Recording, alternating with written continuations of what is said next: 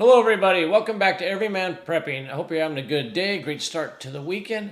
And today I want to talk about food shortage update. It's time of the year where the crops are in. We're starting to get reports from the USDA on how the progress is in, what condition of the crops are in. And as you know, towards the end of last year, towards fall and harvest, there are a lot of YouTubers, preppers, USDA even putting videos out saying food shortages are coming, food is here. It's going to be a horrible winter. People are going to really have a hard time finding food. Well, we've been through that winter. We all got through. Were there shortages on certain items? Yes and no. Were there increased prices? Definitely yes, because of inflation, maybe also because of shortages. But I don't think anybody went starving. Anybody went hungry, kind of like the predictions. So we know what the progress of the 2022 crops were. We know how that yield was. And we can start comparing it to how it is in 2023 so we can get an idea how it's going this year. I'm already starting to see videos out there, food shortage crisis, watch out, bad stuff happening, but it's not all doom and gloom. I'm going to show you some stuff. There's some good and there's some bad and there's some in between. But so far, it's not all doom and gloom. I know you're going to see that a lot. Some other YouTubers out there warning about food shortages coming. It's going to happen again.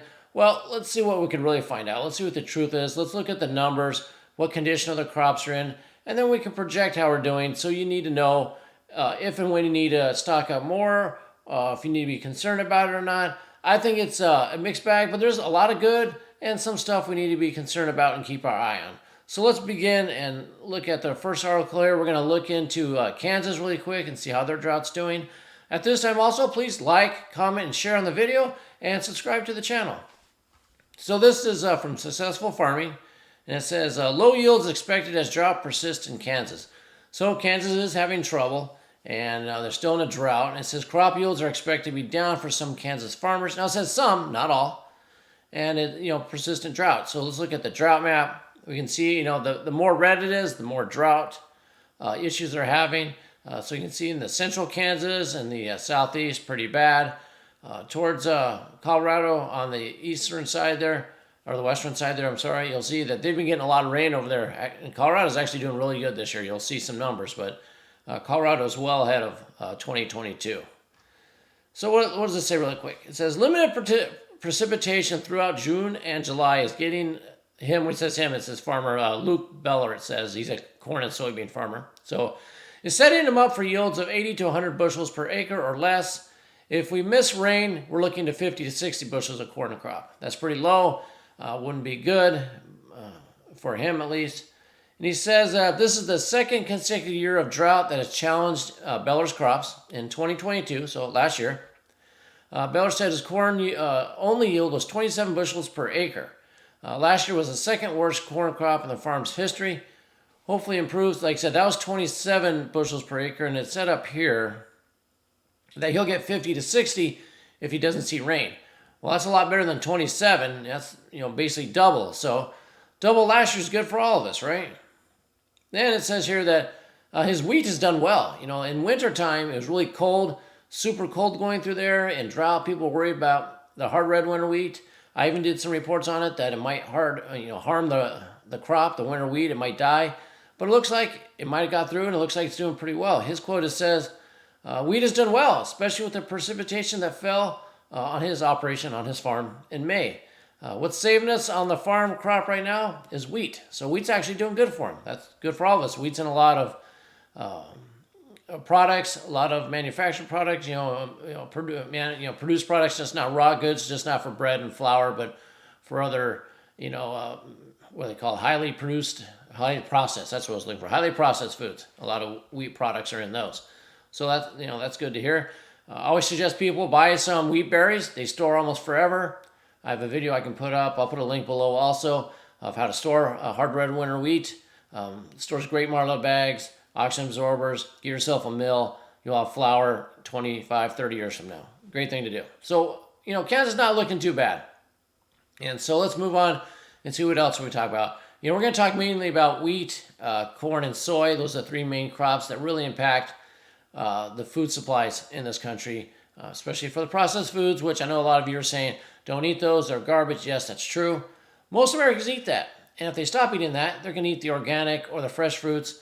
that you and I eat and a lot of other people, and then those will come in short supply. So along with that, make sure you're growing your garden. Get out to your garden today. Do something. Get some weeds out of there. Harvest something.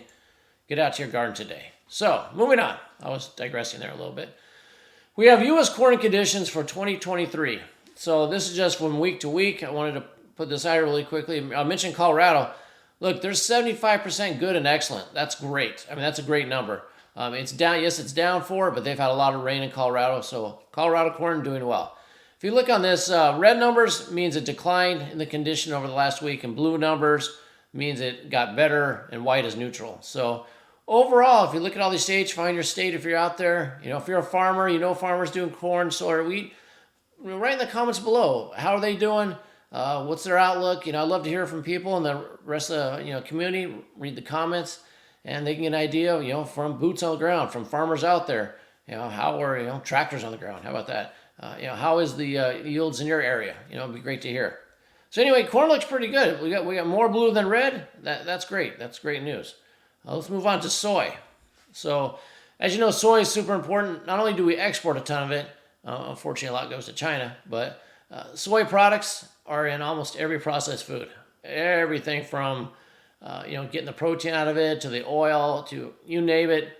Soy's in a ton of stuff, unfortunately. But soy, it didn't do as good. It got some blue, some red, maybe half and half. Not horrible, but some areas will hit harder than others. You can look at this chart. I'll leave it up here for a second. But once again, if you're a soy farmer, no one, put it in the comments below of, how you think conditions are doing. But overall, not too bad.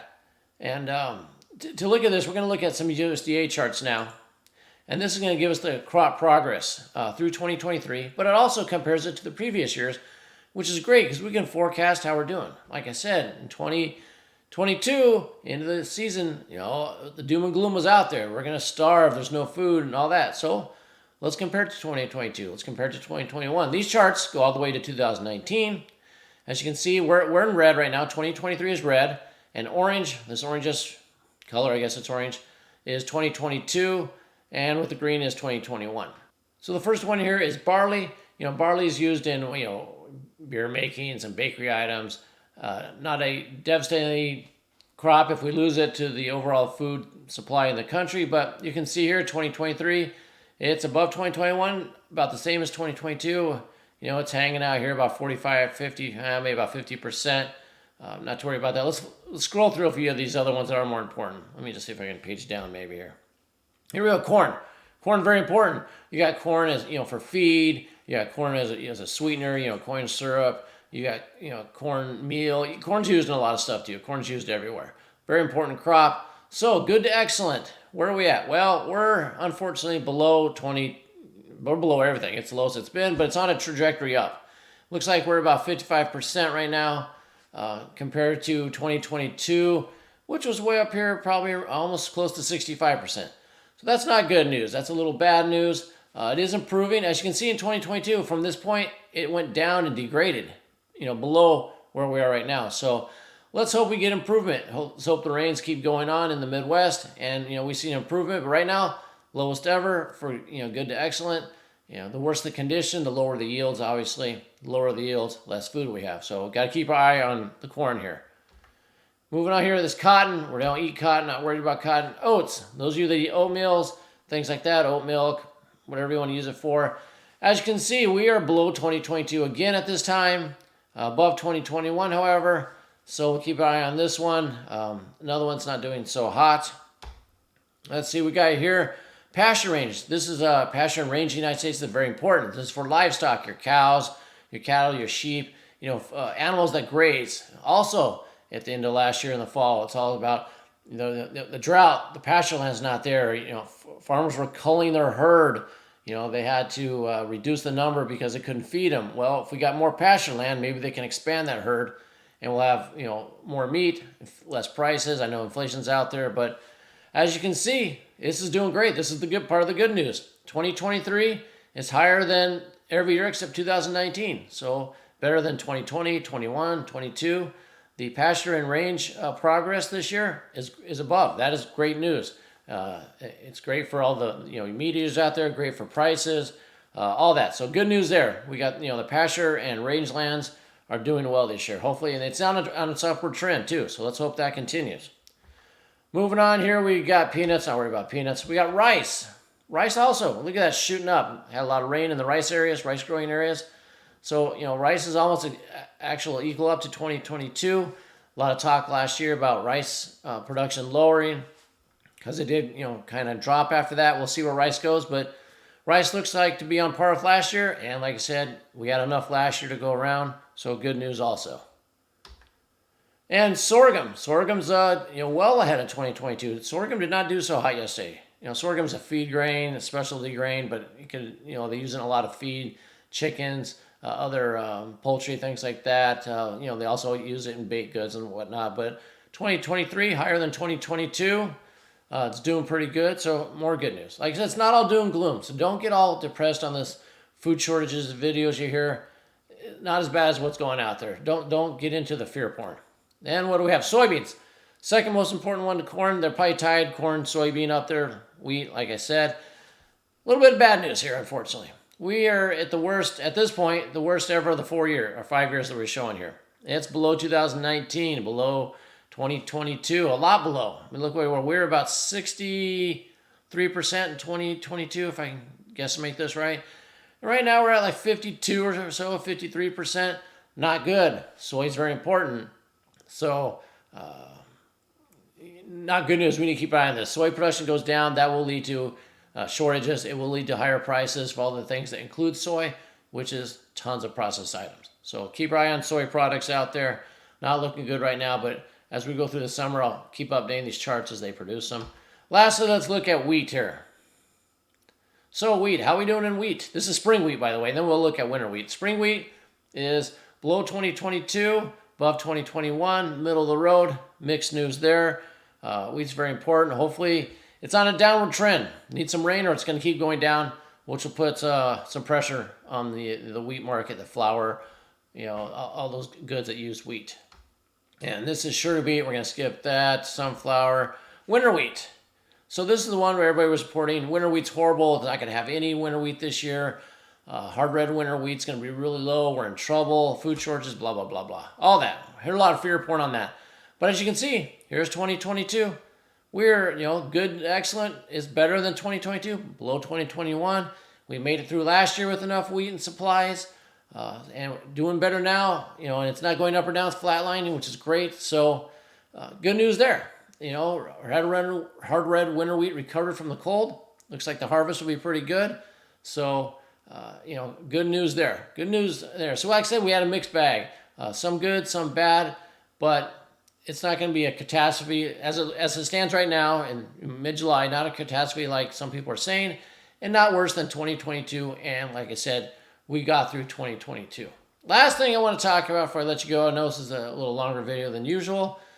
Ending stocks. How much stocks do other countries have? And I want to point this out because of the kind of the China-Taiwan thing. You can see here the United States corn ending stocks.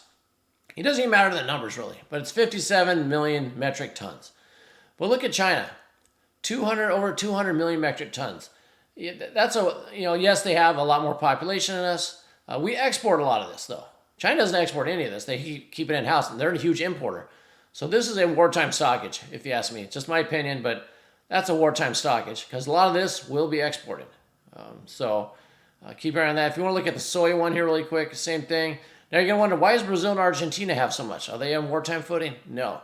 They are number one producers and number two producers, soy. And they export almost all of it. Not all of it, but they export a ton of it. So, this will drop because they'll export it. Argentina will drop. China imports everything. They don't export any. Once again, they're third highest, but look at us compared to the United States. They have a ton. I think they're stockpiling for upcoming war. Just want to throw that at the end. So hopefully you got something out of this. Comment below, like I said before, if you're in the farming community, you are a farmer, farmers, how they think this harvest is going, how they think this season is going. Personally, my outside garden is a mixed bag also. It's doing pretty good. I think we'll have a good harvest. A lot of stuff to can. I think it'll be a pretty good so far. We're only in July. A lot could happen in the next 2 months before the harvest takes place, but looking good. As I said earlier, get out to the garden today. Get outside, get some sun, work that soil, work that earth. You'll feel much better for it, and you'll provide for your family. Until next time, keep your ear to the ground, head on a swivel.